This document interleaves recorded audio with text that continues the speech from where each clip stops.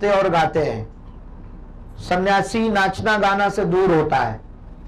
हमारे जो गुरुजी थे, मैंने उनको कभी नाचते हुए नहीं देखा। संयोग से एक दिन उनका पैर खराब था और डॉक्टर भी साथ में थे, मैं भी साथ में था। साईं के उत्सव में जब गए वो वहां, तो महाराज ये था कि तुरंत नाचने लगे। वो नाचना क्या, डॉक्टर ने उनको मना किया था कि तुम चलोगे भी नहीं। अब नाचने लगे। हम बार बार उनको संभालें किंतु नाचना बंद न करें। संयोग से उनको संभाल कर बैठाला। बाद में हमने ही पूछा कि महाराज जी वहां आप नाचने लगे, हमने तो कभी नाचते देखा नहीं है।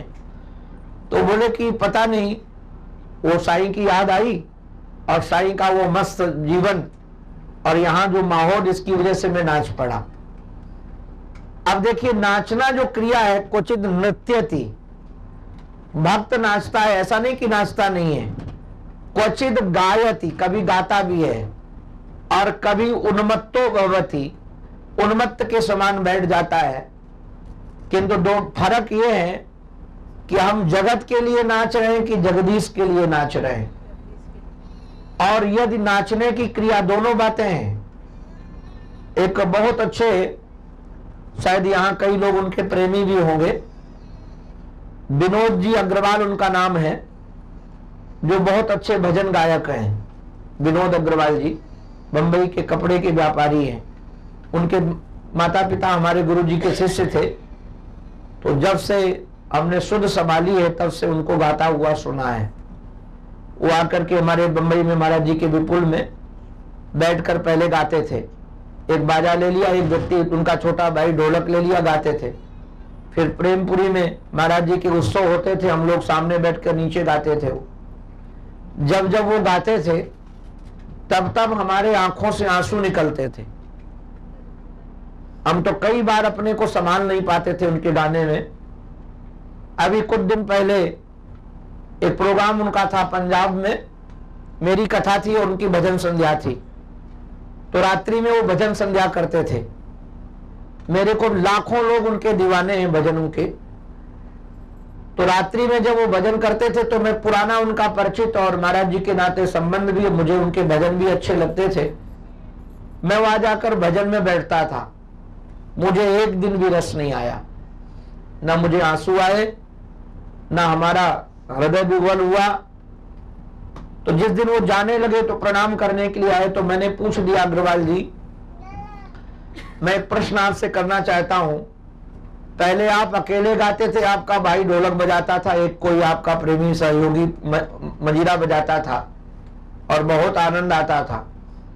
आज आपके साथ में गाने वाले और संगीत वाले कोई 20-25 लोग आपके साथ मंडली में हैं।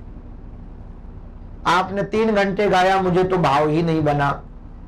आप अन्यथा मत मानिएगा, इसका कारण क्या है?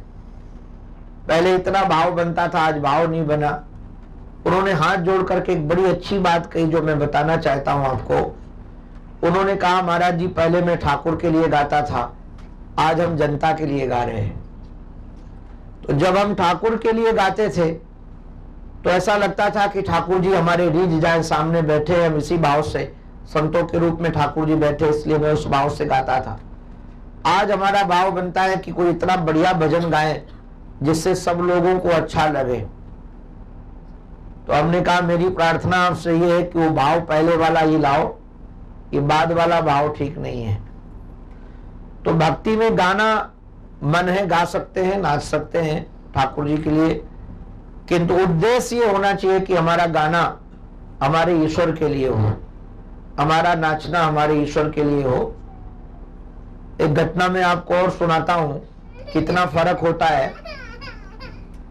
एक बहुत अच्छे संत भारत में हुए, जो भगवान के अवतार थे। गुजराती लोग उनको बहुत मानते, पुष्टि मार्ग के प्रवर्तक पूज्य श्री वल्लभाचार्य जी महाराज, जिनको वल्लभाधीश के नाम से हम लोग जानते हैं।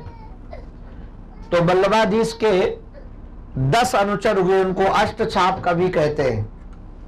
10 कवि हुए, उसमें सूरदास जी महाराज भी हैं।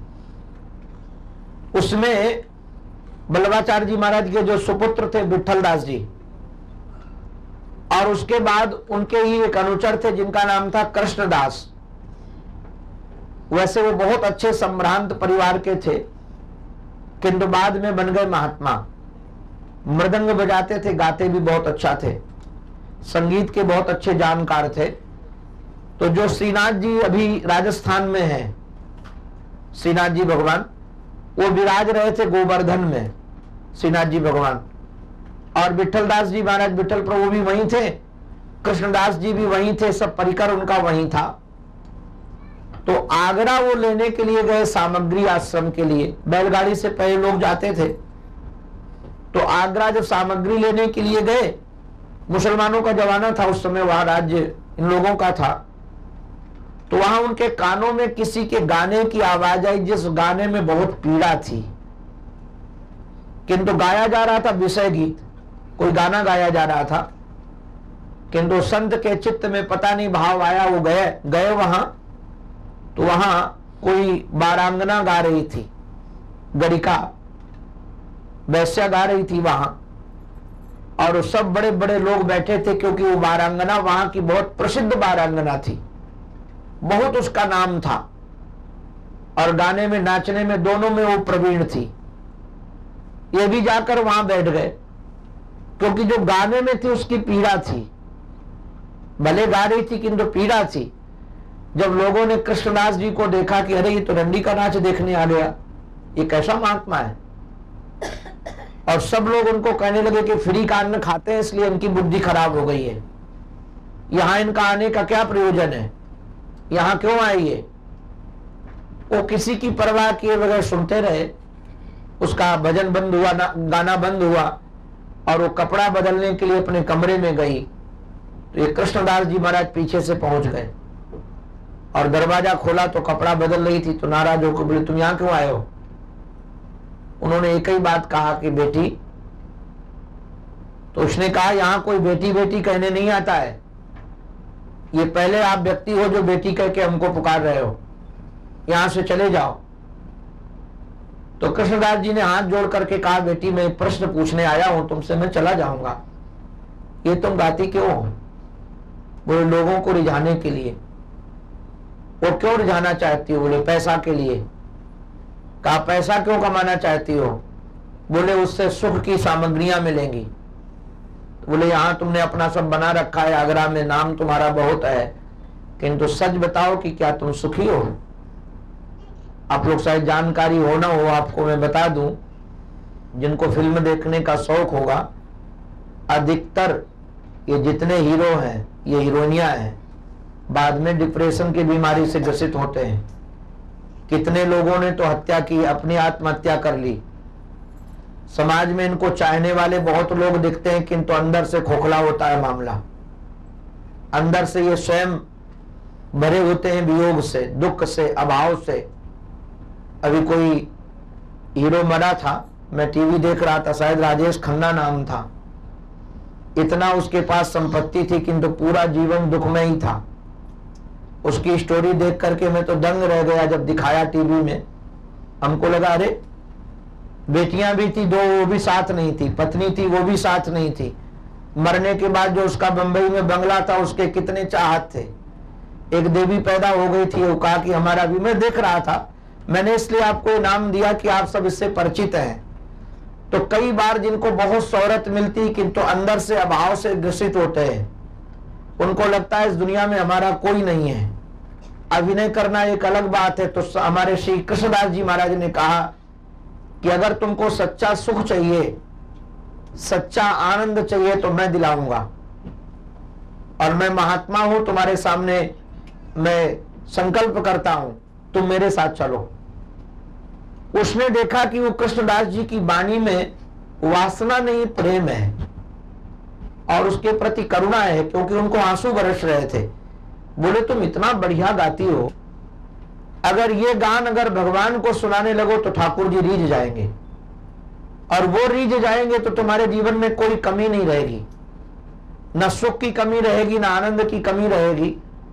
महाराज कुछ ईश्वर की इच्छा थी, वो बारांगना तुरंत बैठ गई उनकी बैलगाड़ी में, क्योंकि उसकी पीड़ा जो थी, लोगों ने धन बहुत दिया था किंतु दिल तोड़ा था। तो पीड़ा ही उसकी वाणी से निकल रही थी, क्योंकि जो हमारे अंदर होता है वो वाणी से निकलता है, झलकता है। वो बैठ गई और वो लेकर आ गए। जो सायंकाल गोवर्धन पहुंचे, जहां श्रीनाथ जी महाराज का मंदिर था, श्रीनाथ जी विराजमान थे, सब लोग देखे कि तो प्रसिद्ध वैश्या है, ये यहाँ क्यों लेके आ गए इसको, और ये तो हमारी परंपरा की भी नहीं है, दूसरी जगह की है, जाति रसखान की परंपरा की थी वो। तो कहा इसको यहाँ क्यों लेके आ गए। सब लोग कहने लगे कि ये देखो कृष्णदास जी की बुद्धि खराब हो गई, ये निश्चित लोग इसको भक्त कहते थे, किंतु अंदर से छुपा हुआ मामला आज प्रकट हो गया। ये वहां जाते थे सामान खरीदने, किंतु इन्हीं लोगों के बीच में बैठते थे। नाम होता था सामान खरीदने का, लोग जो मन में आ रहा था वो बोल रहे थे। ये श्री बल्लभाधीश के सुपुत्र को ये सूचना दी गई, रात्रि का समय था, कि देखो यहां पर वो ऐसे ऐसे लेकर के आ गए। उनके आंसू आ गए, बोले नहीं कृष्णदास ऐसा नहीं कर सकते, कृष्णदास जी ने किया है तो कोई ना कुछ पीछे इसके रहस्य होगा। मैं जब तक उनसे बात नहीं करूंगा तब तक उनके बारे में मैं कुछ नहीं कहूंगा। किंतु बात करने का अवसर नहीं मिला। प्रातः काल जब मंगला का समय हुआ श्रीनाथ जी के, तो उन्होंने उस बारांगना को ठाकुर जी के कपड़े दिए और कहा तुम पहनो, और स्वयं मृदंग लेकर के बैठे। मंगला के अभी दरवाजे खुलने थे और उन्होंने भजन गाना चालू किया और कहा तुम नाचो। अब वहां उनकी चलती थी तो कोई मना नहीं कर पाया कि अपवित्र स्त्री को यहां क्यों ले आए, और उसने नाचना प्रारंभ किया। आपको जानकर अचंभव लगेगा कि मृदंग की थाप और उस सच्चे भक्त की इच्छा, महाराज वो उसी भाव से नाच भी रही थी। वो नहीं कि ये मंदिर है या प्रतिमा है, उसको लगता था कि साक्षात जगत के ईश्वर के सामने ही नाच रही हूं। और उसका प्रभाव ये हुआ कि श्रीनाथ भगवान से श्री कृष्णचंद्र प्रकट हुए और प्रकट होकर उस बारांगना के साथ नाचने लगे। और जब बारांगना के साथ नाचने लगे तो देखकर लोग दंग रह गए कि हम इतने वर्षों से भजन कर रहे हैं, आज तक तो हमने कभी ऐसा देखा नहीं कि ठाकुर जी नाच रहे हैं। और चमत्कार की बात जो हुई वो और गजब हुई कि ठाकुर जी ने उसको अपने बाहुओं में भरा, बाकी भरी, और सदा सर्वदा के लिए ठाकुर जी में ही वो लीन हो गई। उसके बाद किसी ने उस बारांगना को देखा नहीं। इसका नाम प्रेम है। तो हो सकता है कि प्रेमी, अच्छा भगवान, आपको एक और निवेदन मैं सबको कर दूं, भगवान बहुत ज्यादा हमारे में योग्यता है ये नहीं देखते हैं। हम बहुत बड़े धन वाले हैं ये भी नहीं देखते। हमको तो कई बार गजब लगता है, रामचरितमानस आप पढ़ोगे तो मैं तो दंग रह जाता हूं। सूर्पनखा भगवान के सामने सुंदरी बनकर आई, विश्व सुंदरी। उसने स्वयं अपने शब्दों में कहा, इस दुनिया में तुम्हारे जैसा पुरुष नहीं, मेरी जैसी स्त्री नहीं। किंतु भगवान ने उसकी ओर निहारा नहीं। और सबरी मैया जो वृद्धा थी, आप कभी रामचरितमानस पढ़ोगे तो पता चलेगा, झुर्रियां पड़ी थी, जाति की उत्तम नहीं थी, किंतु बार बार भगवान उसको भामनी कह के पुकारते हैं। सुन भामनी, भामनी माने होता है सुंदरी, बार बार उसको सुंदरी कह रहे हैं। मैं तो अचंभव मानता हूं, उस सुंदरी को तो देखा नहीं जो सुंदरी बनकर आई थी, और इसमें कोई सुंदरता नहीं थी। कपोल की महाराज खाल लटकी हुई थी, दांत भी थे नहीं, वृद्धा थी, किंतु उसको भगवान बार बार भामनी कह रहे हैं। कारण क्या है? भगवान बाहर का सौंदर्य नहीं देखते, भगवान अंदर का सौंदर्य देखते हैं। और अंदर हमारा वो भी सौंदर्य यदि प्रेम का हो। हमको एक पद बहुत अच्छा लगता है, प्रबल प्रेम के पाले पढ़कर प्रभु को नियम बदलते देखा। तो सचमुच का वह प्रेम आ जाए जो हमको ठाकुर जी को रिझाने के लिए हो, ठाकुर जी से पाने के लिए नहीं। किंतु एक और रसीली बात बता करके मैं वाणी को अपने विराम दूंगा। गीता में 4 प्रकार के भक्त हैं, आर्त, अर्थार्थी, जिज्ञासु, ज्ञानी च भरतर्षभ। आर्त माने होता है दुखी व्यक्ति। इसमें द्रौपदी है, द्रौपदी का चीरहरण किया जा रहा था तो उसने भगवान को पुकारा, वो भी भक्त है। अर्थार्थी भक्त इसमें ध्रुव है, विभीषण है, ये भी भगवान का प्रेम भजन किए किंतु ये अर्थ चाहते थे, धन चाहिए था, उनको भी भक्त माना गया है। और तीसरे हैं जिज्ञासु, ये जिज्ञासु भक्त में हमारे अर्जुन है, वो भगवान से जिज्ञासा करते हैं, प्रश्न करते हैं। और ज्ञानी भक्त श्री उद्धव जी महाराज हैं। तो तीनों हैं, किंतु विलक्षणता एक बात ध्यान रखिएगा, मैं तो गारंटी से कहता हूं आप लोगों को, अगर कामना हो तो भगवान से मांगो, दुनिया से मत मांगो। वो कामना तुम्हारी पूरी हो जाएगी और तुम एक न एक दिन निष्काम भक्त भी बन जाओगे। आप सब विज्ञ हो, जरा एक प्रश्न का हमारे उत्तर दो। कोई स्त्री अपने पति से निष्काम हो, न कभी कपड़ा मांगे, न जेवर मांगे, न उसको कहे कि ये ला कर दो, न वो ला कर दो, कभी कुछ न मांगे, किंतु दूसरे पड़ोसी से सब मंगा मंगा करके पहने, तो ये उसकी निष्कामता क्या प्रशंसनीय होगी? कि स्त्री बहुत अच्छी, अपने पति से कुछ नहीं चाहती, निष्काम है बिल्कुल, ये उसकी जो है निष्कामता प्रशंसनीय नहीं, निंदनीय है। वैसे ही भगवान से न चाह करके दुनिया से चाहना भी उसी प्रकार का है। अरे हमारे स्वामी हैं, अगर हमको जरूरत होगी तो हम उन्हीं से मांगेंगे। भले उत्तम प्रेम यही है कि हमारे जीवन में कामना ना हो, किंतु कामना है तो हम पूरी किससे करेंगे? और हमारे महाराज जी का एक वाक्य बहुत अच्छा है, जो हमको बहुत अच्छा लगता है। हमारे महाराज जी एक बात बड़े प्रेम से हमने कई बार पढ़ा है।